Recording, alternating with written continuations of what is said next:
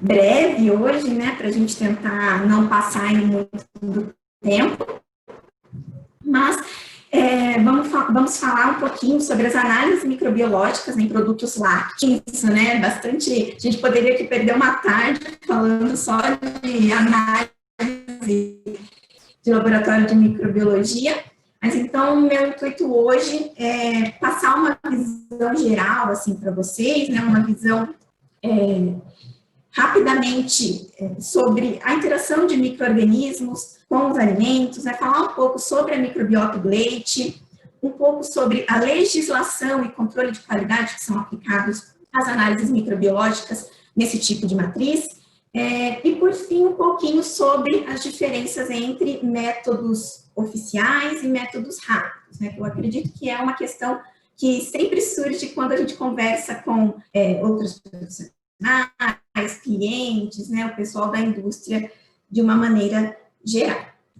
Então, começando, né, uma coisa que a gente precisa deixar bem claro aqui na nossa cabeça, né, que os micro-organismos, sejam bactérias, fungos, né, os bolores, leveduras, eles estão presentes em praticamente todos os locais, né, na natureza, e com os alimentos não é diferente, né, e de uma maneira geral, esses micro-organismos, eles interagem com o alimento de três maneiras, que pode causar uma alteração, né, uma interação benéfica com o alimento. Outro grupo que pode causar alterações que não são interessantes, na verdade, podem até ser consideradas deteriorantes. E também o grupo dos micro-organismos que causam, de fato, né, um risco à saúde e que podem desencadear doenças. O leite, né, particularmente, ele é um alimento, né, rico em substratos, a composição dele é rica em substratos que naturalmente podem favorecer o crescimento de diversos micro-organismos, né? E apesar do leite ser uma matriz que é considerada estéril quando produzida nos alvéolos, né, das vacas, nos alvéolos dos animais saudáveis, devido a essas características de composição do leite e do ambiente ali relacionado à coleta do produto e ao manejo, uma flora microbiana, né, uma flora bacteriana bem diversa pode se estabelecer no alimento de uma maneira muito fácil, né, muito tranquila. Lauane, porém, de uma maneira... desculpa te interromper. A sua voz, né, a sua fala, às vezes está um pouco falhada, e aí, para tentar melhorar a qualidade do som, seria possível desligar a sua câmera? Para a gente tentar ter um áudio melhor. Melhorou? Acredito que sim. Eu vou tentar colocar o fone de ouvido com o microfone para ver se melhora. Um instante.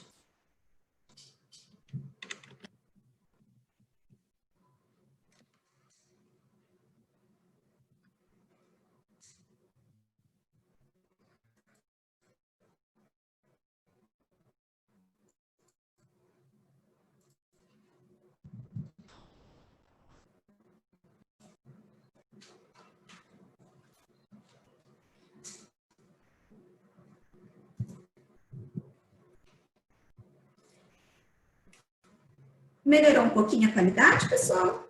Sim, Lauane, está bem melhor agora. Ok. Então, continuando, só me restabelecer aqui. Assim, o leite, né, devido à condição ali de composição dele e do próprio local de coleta e de manejo do produto, tudo isso favorece o estabelecimento de uma microbiota, né, nesse alimento.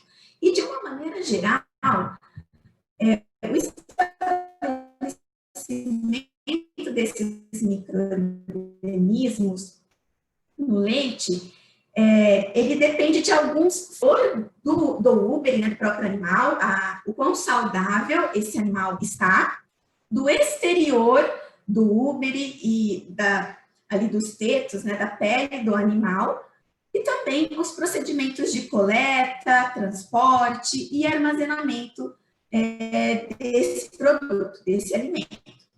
Então, dizemos que essa flora, ela pode se estabelecer por uma via endógena, ou seja, vindo ali do próprio animal, ou uma via exógena, ou seja, adquirida, né, por fatores externos, ali durante a coleta, o transporte e o armazenamento do produto.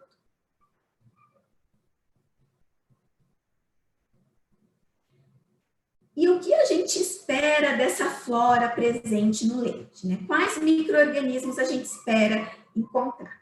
Então, partindo da premissa que um animal está saudável, não há nada de errado com ele, que os utensílios de coleta e de manejo estão adequados, no leite recém-coletado, a gente espera encontrar apenas aqueles micro-organismos da microbiota da pele mesmo, e alguns contaminantes ambientais que possam estar ali também, na pele mesmo do animal, né, por interação, por contato com o ambiente.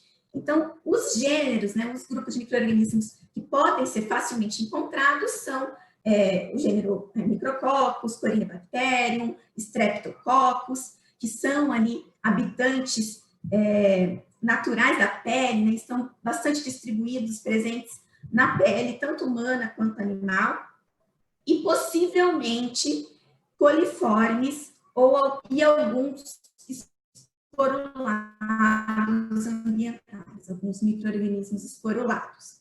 Isso pensando em um animal saudável. Se o animal estiver doente, já nessa primeira etapa, né, nessa primeira parte do fluxo, o leite ele já pode estar contaminado com micro-organismos como Staphylococcus aureus, Staphylococcus agalacti, Pseudomonas, que são micro-organismos que são frequentemente associados à mastite bovina, ou quando não, alguma outra doença mais séria, né, um Mycobacterium bovis ou algo mais severo. Então, pensando num cenário aí onde tudo está conforme, né, é esperado e é considerado normal que encontremos aí uma contagem bacteriana nesse leite já recém-coletado, né, uma contagem de 10 a terceira unidades formadoras de colônia por ml até é considerado normal.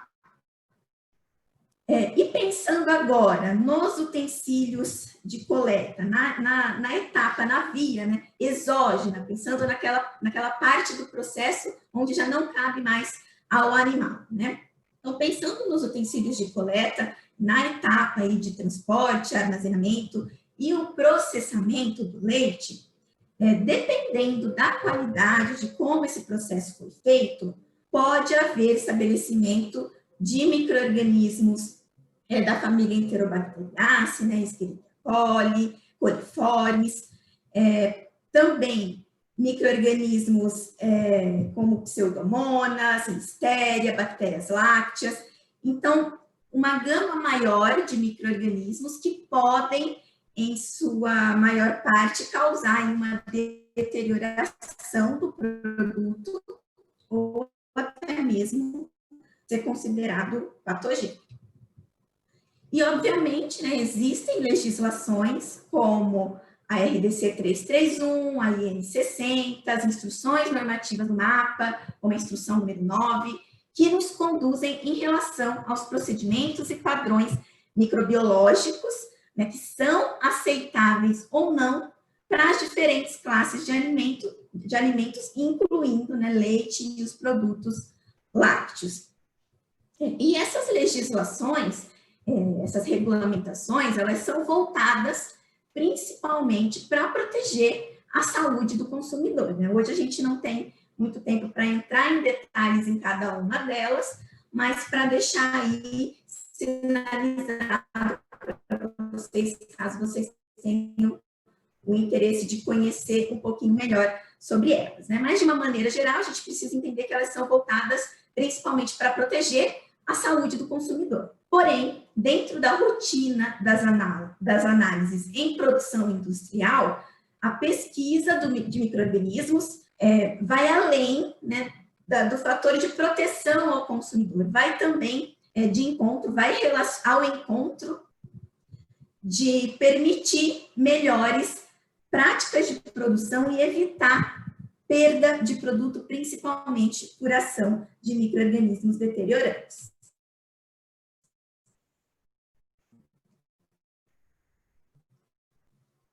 E aqui, de uma maneira bem resumida, né, a gente não vai conseguir falar de todos os padrões de maneira mais detalhada.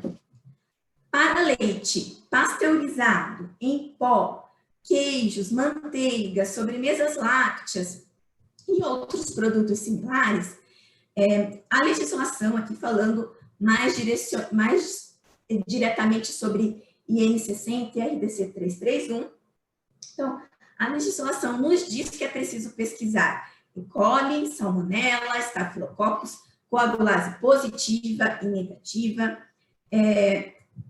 família Enterobacteriaceae como um todo, bolores e leveduras, aeróbios mesófilos e, para alguns produtos, Bacillus cereus e Listeria monocytogenes. E os critérios de aceitação, eles variam de consultar detalhadamente a norma. Já para produtos UHT, né, leite UHT e derivados em embalagem hermética, a lei nos diz que é preciso garantir esterilidade do produto. Então, aqui, realmente, a gente não pode ter presença de nenhum micro-organismo em hipótese alguma. Então, vamos falar rapidamente sobre cada uma dessas análises, começando por aeróbios mesófilos. Esses são micro-organismos que crescem em uma faixa de temperatura de 10 a 45, né, que são os conhecidos como mesófilos. E essa pesquisa de aeróbios mesófilos, ela é feita através de contagem padrão em placa. Então, é uma análise bem comum, bem conhecida dos laboratórios de microbiologia e que é um indicador de condições sanitárias e de processo de produção, mas não pode ser aplicado como algo a mais do que isso, né? Não pode ser aplicado como um indicador de patógenos, por exemplo. Por quê? Porque aqui eu vou ter uma visão geral de uma contagem bacteriana e necessificar, de uma maneira geral, como que está a qualidade do meu produto, mas eu não vou saber quem é quem dentro dessa pesquisa, que micro-organismo estão presentes ali. Seguindo na mesma linha, né, também é preciso fazer contagem total de psicotróficos, que faz parte ali do grupo dos mesófilos, mas que são um grupo de micro-organismos que tem uma temperatura ótima de crescimento um pouco mais baixa, né? E alguns representantes desse grupo são pseudomonas, Klebsiella, Cimetobacter, E. coli, Listeria, que são micro-organismos bastante problemáticos dentro da indústria, né?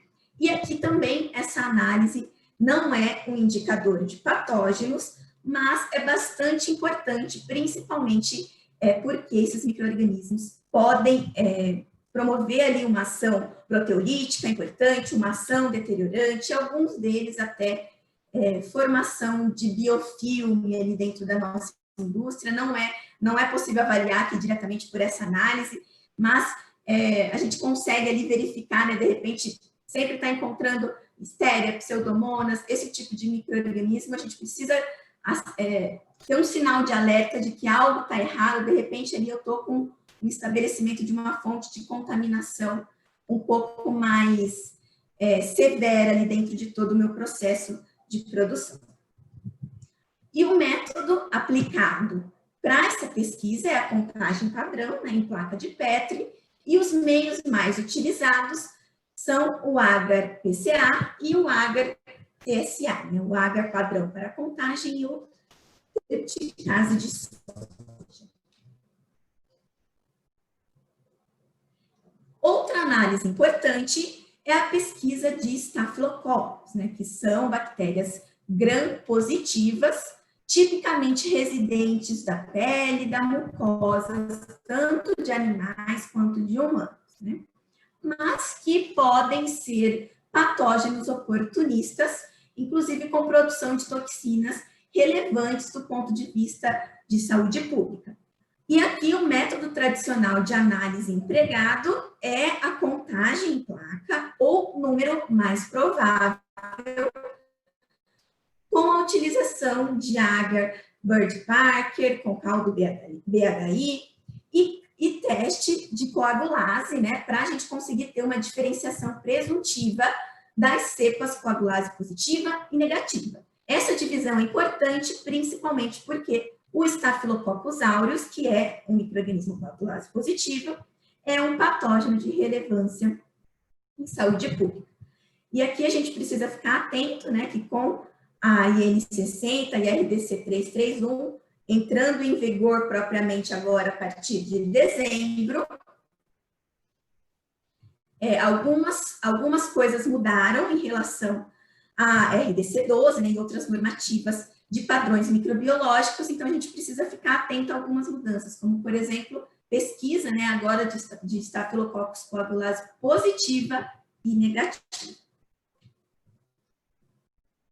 Seguindo para a pesquisa de fungos, que nos produtos lácteos, né, é uma análise que precisa ser bastante criteriosa, bastante cuidadosa, dependendo da matriz que a gente está avaliando, porque nós temos muitos micro-organismos que são de interesse industrial, né, que oferecem uma ação benéfica ao produto. Essa pesquisa de bolores e leveduras, ela tem que ser criteriosa, como eu disse, e a gente tem que saber exatamente quem que a gente está procurando, né? Então, aqui levando em consideração que a gente está procurando bolores e leveduras com uma ação deteriorante ou até mesmo patogênica, os meios de cultura mais empregados para as análises são o agar DRC, o agar DG18, né? O agar glicerol 18, dicloranglicerol 18, perdão, agar batata, onde é feito contagem em placa, porém o tempo e a temperatura de incubação dessas placas vai variar de acordo com o que se está buscando. Então, se eu estou buscando ali um bolor, eu vou incubar essas placas em uma temperatura de 25 graus por pelo menos 5 dias, e aí eu vou conseguir detectar, né, pegar alguns fungos de ação deteriorante, alguns bolores de ação deteriorante, como aspergillus, penicillium. Quando eu diminuo a temperatura de incubação, eu consigo detectar fungos ciclotróficos, ou também com pequenos ajustes aí no protocolo, a gente consegue detectar termoresistentes, né, que também é uma pesquisa bastante importante dentro desse cenário de avaliação de produtos lácteos. Seguindo, então, para a análise de enterobacteriaceae, que são, né, os micro-organismos vulgarmente conhecidos como enterobactérias, né, vulgarmente conhecidos porque quando se fala em enterobactérias, nem todos os representantes são ali da família Enterobacteriaceae propriamente dito, mas aqui nesse grupo estão presentes os coliformes, que são bem conhecidos, né? E. coli, Citrobacter, Klebsiella, e a pesquisa de Enterobacteriaceae é um importante indicador de higiene e de processo, né? Algumas bactérias desse grupo, elas também são causadoras de mastite bovina, então, além ali daquela contaminação, da avaliação dessa contaminação exógena através da avaliação de processo, a presença, se eu encontrar Enterobacteriaceae em grande quantidade na amostra, isso também pode indicar que eu estou tendo um problema que está vindo lá desde o animal, desde a via endógena. E para essa análise, que é bem comum, é bastante conhecida dos laboratórios, e tradicionalmente ela pode ser feita por contagem em placa ou pela técnica de número mais provável para as matrizes com baixa contagem microbiana, né, que é o mais comum, na verdade, onde envolve a utilização de caldo EB, né, o caldo Enterobacteriaceae, para o enriquecimento seletivo da amostra e posterior isolamento em agar-VR-BG. E aqui, novamente, é importante pontuar que a IN60 e a RDC 331, elas nos indicam a pesquisa de Enterobacteriaceae, família Enterobacteriaceae, e não mais coliformes a 45 graus, como até então era vigente na legislação. Então, isso é um ponto importante que todo mundo aí precisa ficar atento e ficar bastante inteirado, porque a partir agora de janeiro a gente precisa atender a essas novas legislações. E agora um pouco mais direcionado, a norma também nos orienta a pesquisar Escherichia coli, que é, propriamente dito, um micro-organismo que nos indica contaminação fecal. A presença de E. coli nas amostras, ela indica uma falha ali no processo de sanitização mais severa, né? E. coli, ela é facilmente eliminada pelos processos de sanitização. Então, se eu encontro essa bactéria ali no meu produto, eu preciso rever o meu processo, porque algo não está de acordo. E E. coli, é importante pontuar isso, porque às vezes ocorre uma confusão com relação a E. coli. E. coli, tipicamente, não é um patógeno.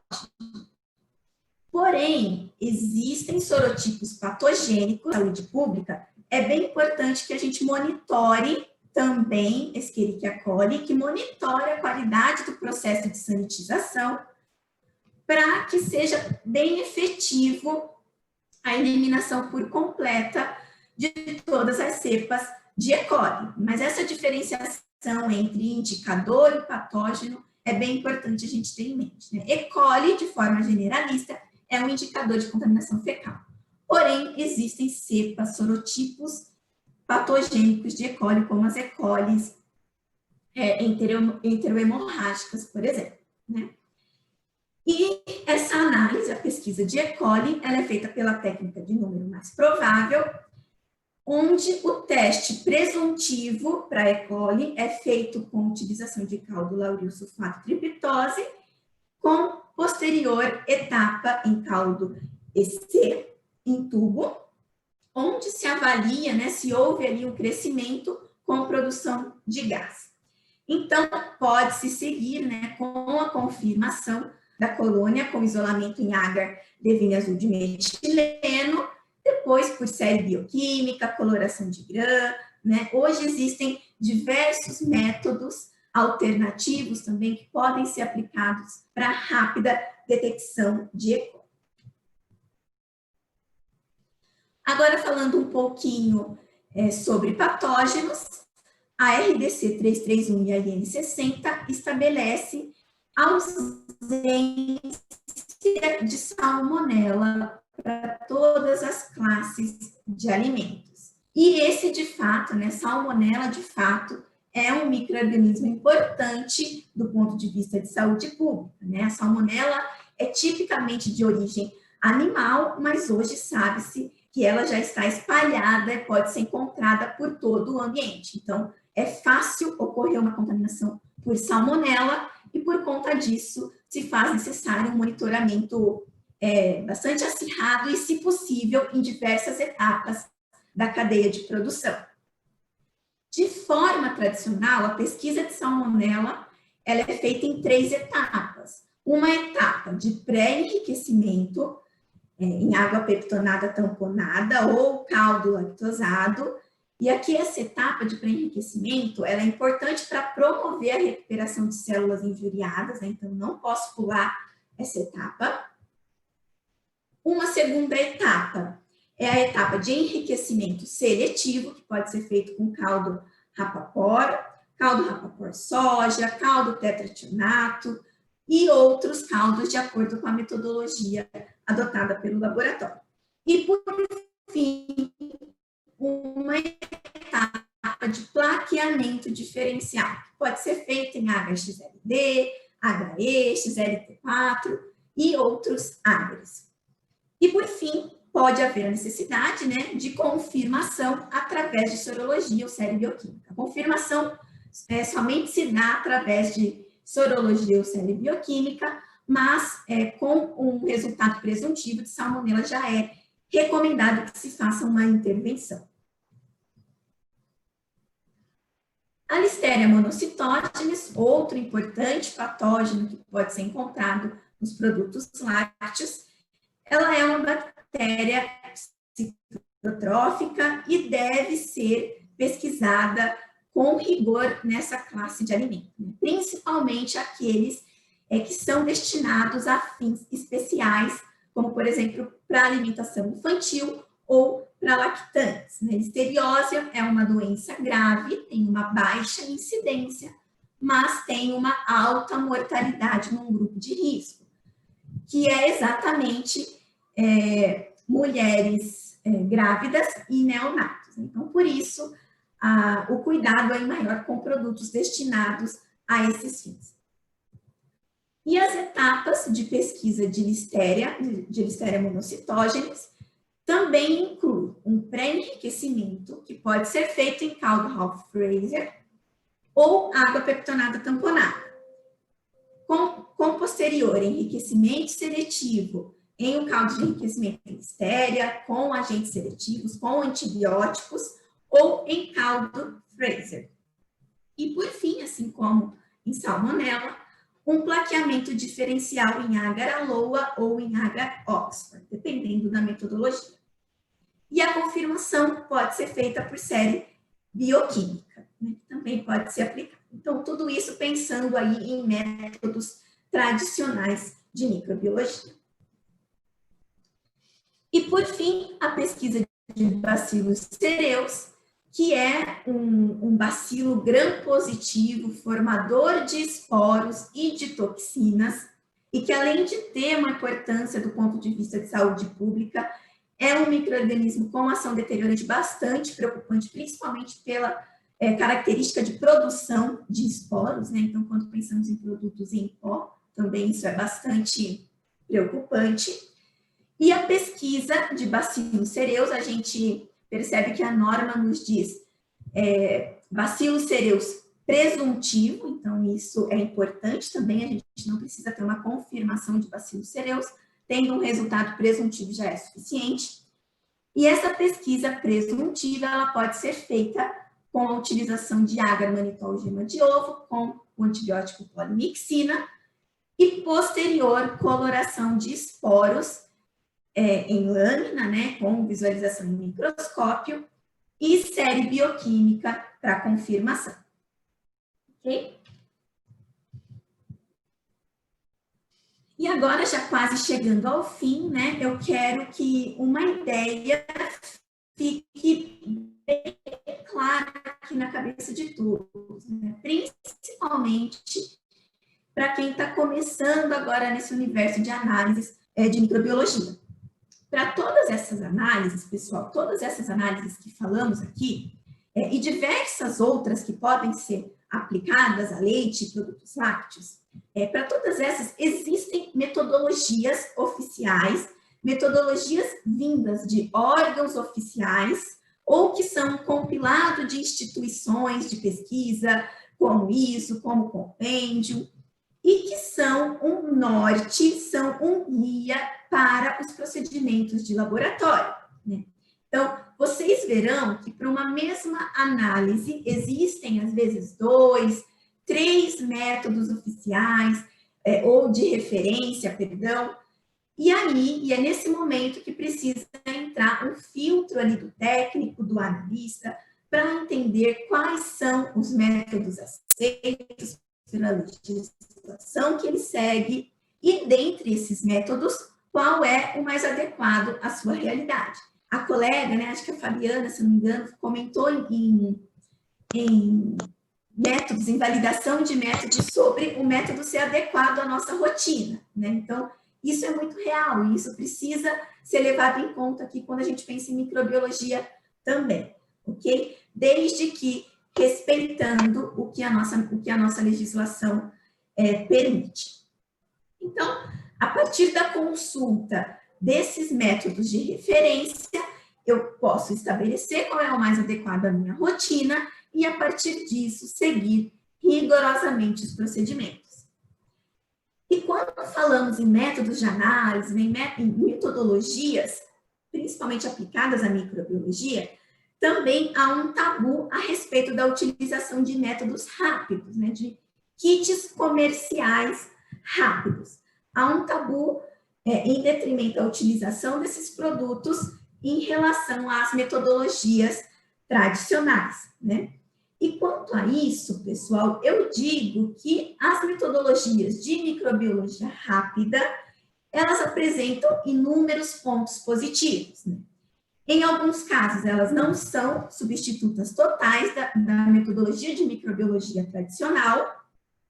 Por vezes, nós vamos sim ter que recorrer a técnicas de microbiologia tradicional, porém, o método rápido, ele oferece um avanço, tem uma tecnologia ali aplicada em cima do produto e que, com certeza, fornece agilidade na rotina de detecção dentro do laboratório. Então, todos esses exemplos de meios de cultura e de métodos que eu comentei aqui com vocês foram baseados em métodos de referência, né, o que é tradicionalmente utilizado. Porém, vocês aí têm uma gama bastante extensa de produtos, de kits, não só da Neogen, que podem sim ser aplicados à rotina de microbiologia, né? A questão que fica sempre isso para todo, eu penso que para todo setor de controle de qualidade, né? Quando se pensa em aplicação de método alternativo, eu tenho que pensar se a minha legislação permite isso, né? E aqui cabe novamente uma análise crítica do analista de saber se isso é aplicável ou não. Às vistas da IN 60 e da RDC 331, eu digo que é possível, sim, utilizar métodos alternativos. A norma nos diz que é possível utilizar esses métodos rápidos, desde que eles tenham sido validados por órgãos internacionais reconhecidos, como a AFNOR, a OAC. Ok? Então, além dessas legislações, da IN 60 e da RDC 331, existem outras, então precisa aí ter um senso crítico aplicado em cima disso. Ok? E a minha sugestão, a minha recomendação é que vocês sempre busquem métodos alternativos, métodos rápidos, que sejam validados e que tenham sido exaustivamente testados. Ok? E agora, sim, para finalizar, apenas para apresentar para vocês algumas metodologias alternativas que podem ser aplicadas, né? Não é o nosso intuito hoje de falar em detalhe de cada uma delas, mas para vocês, para ter conhecimento, né, de que existe algo diferente do tradicional, é importante sinalizar que hoje já existem métodos de microbiologia baseada em meios de cultura cromogênicos, como a metodologia OBOP da Neogen. Existem métodos de detecção imunocromatográficos, que são métodos mais antigos, mas que também são bastante aplicados e bastante eficientes no diagnóstico de microbiologia.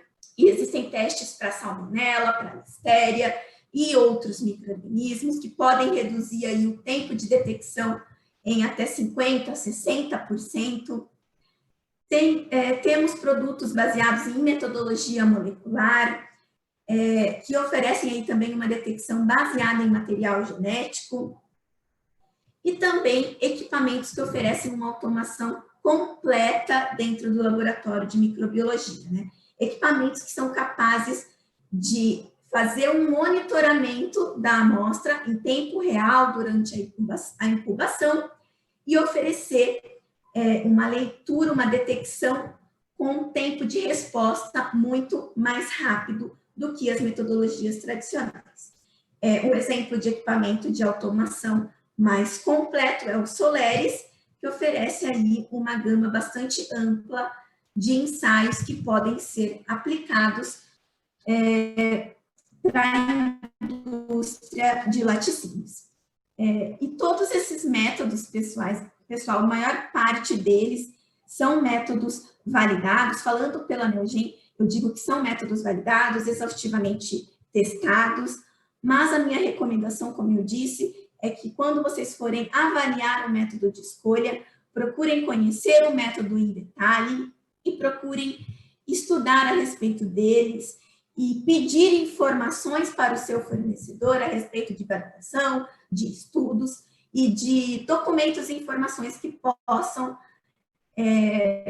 dar segurança durante a sua rotina de análise. O nosso tempo é curto, né? A gente teve que correr um pouquinho, falar aqui de uma maneira mais generalizada, mas eu convido vocês a entrar em contato com a Neogen, entrar em contato comigo, né? O meu e-mail está aí projetado na tela, e eu fico à disposição e será um maior prazer aí conversar um pouquinho mais com vocês e esclarecer qualquer dúvida.